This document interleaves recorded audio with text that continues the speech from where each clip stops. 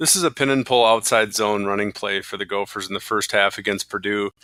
Up until this game, the Gophers had run primarily inside zone, but this game they mixed in more jet sweep and outside zone pin and pull. Ended up converting to an explosive gain on this play. So I'm going to drop the blocking schemes and then talk a little bit about pin and pull philosophies and how it can complement other things in your zone running game. So first things first, the Gophers have 7 blockers. Purdue is +1 in the box. It's 1st and 10.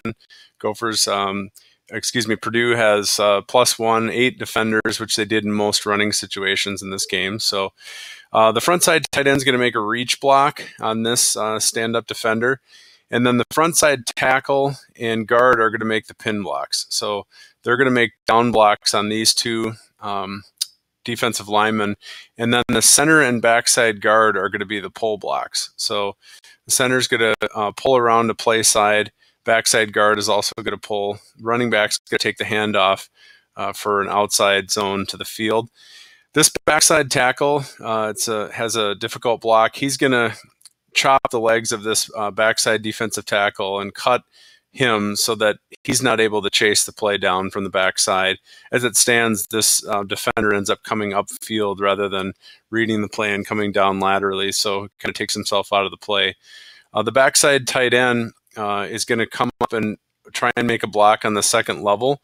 One of the luxuries of outside zone is that you don't have to block the backside defender. They let him go because any cuts by the running back are made once he's reached the line of scrimmage. So he's not going to cut this back. So this backside stand-up defender is usually reading the play and doesn't have time to chase things down from the backside. So he's not blocked. Let's take a look and see how things develop. So you can see these two, this is the front side tackle and the front side guard making the pin blocks. This is actually the backside tackle who tried to make a cut block on this defender. And because, as I mentioned, that defender came upfield, it wasn't real clean cut block, but he still kind of took himself out of the play. And again, this is the tight end running upfield, make a block on the second level, and this is the unblocked backside defender. Here's the handoff, and the running backs get ahead this way. Now, the key on this play is these two linebackers. How they read this play determines where the cuts are going to happen for the running back. So if these linebackers end up running flat to the sideline, that's which they end up doing here. They do scrape a little bit. That's going to make a backside cut for the running back. So he's going to read that as his blockers come out here and see how the defenders play it.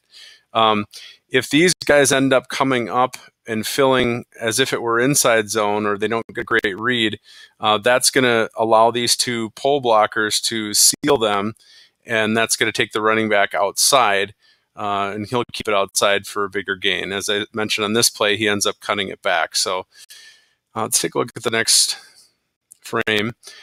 Okay, so you can see this is the first pull blocker. He's attempting to dive and make a cut on the linebacker. And this is the second pull blocker. So what happens, as I mentioned, is this linebacker ends up getting across the face of the second pull blocker. So what the running back does is as soon as he sees a defender cross the face of his pull blocker, he's going to make a cut.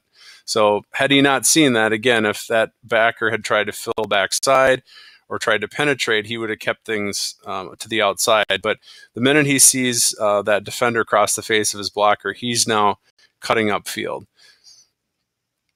So if we go to the next frame, he's made his cut upfield, and actually these defenders do a pretty decent job when they see pin and pull of coming down the field horizontally to try and chase things down from the backside. So once this is the ball carrier right here, once he makes the first cut, he then reads it like any other zone play. He's now made his first cut. He's reading these other defenders, and then of course the safeties as well, to see if he wants to make a second cut. Again, same philosophy carries out here. Had these defenders been playing upfield, or if the safeties were coming up tight this way, he would have made a play side cut out this way. As it stands, he makes a quick read, sees these defenders flying downfield, and so he makes a second backside cut right here, and as it were, he's going to end up breaking this for a longer gain because there's nobody left backside. I would say this is actually pretty unusual to make a second backside cut. Usually these defenders are not flowing over the top so fast. They're usually caught somewhere back here, in which case he's keeping it play side. You usually see a second backside cut more in inside zone than you do on outside zone, but it's a great read by the running back, and he's able to cut it back again for. Take a look at the next frame. So you can see there are no more defenders. He's made that second cut, and now this is actually the quarterback, I believe, who made the handoff getting upfield, and he gets to, basically gets in the way and allows us to continue as well. But again, he's made that second place backside cut, and there's nobody left out the back door. So it ends up being an explosive gain. And go to the final frame. He makes a couple moves, nice moves at the end to pick up another like 6, 7, 10 yards. He made a spin just to try and evade these tackles at the end of the play, and ends up picking up a number of yards and ends up being close to first and goal.